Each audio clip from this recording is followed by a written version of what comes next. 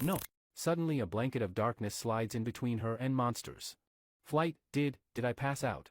Blinking she confirms that her eyes are open but something or rather someone slid in front of her. Voice 1, who are you? Voice 2, look.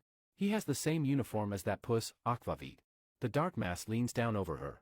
His face is too blurry to make out, but his uniform strikes a chord in her mind. Flight, Fremont High. She muttered. Voice 1, did you hear me? The monster was behind the boy in an instant, but just as quickly the boy glances over his shoulder as he orders. Boy, be still.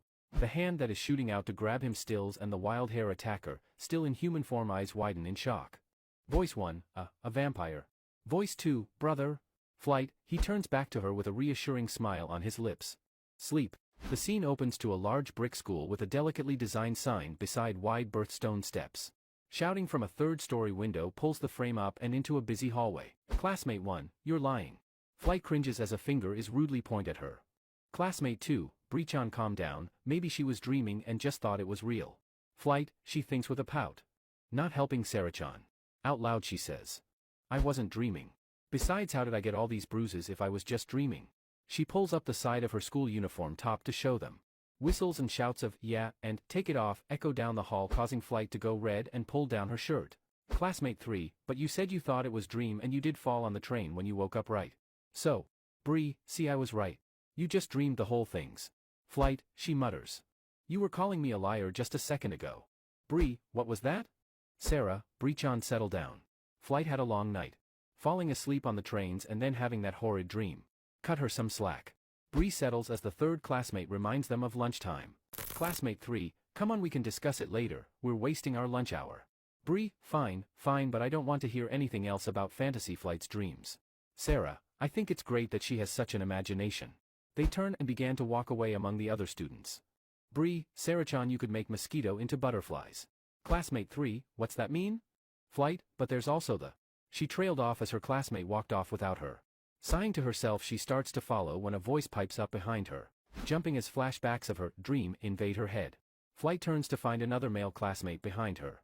Male schoolmate, but what Flight-chan? Flight, she thinks. Chase Weber, 11th grader. Member of the, school newspaper club, I think. He has a cell phone open to a notepad application. Flight, what? She looks confused as she finally processes what he has asked. Chase, sorry I couldn't help overhearing. You said you dreamed you were attacked by monsters in the Suko district when you went to retrieve a lost bracelet. You stated that you thought it was dream when you woke up in the train heading home, but now you're having doubts. Flight nods. Show a flashback frame of her waking up with a jolt and falling onto the train's floor as it stopped at her stop. Flight, excited that someone seems interested. That's right. When I stepped off the train I was sure it was a weird dream, but when I got home and saw the bruise and that my bracelet was bent, she thinks. Not to mention my mom throwing a fit about how late it was. Chase, bent? I thought you lost it. Flight blinked at him confused before exclaiming, oh, and reaching into her bag to retrieve a slightly bent thin silver bracelet. No.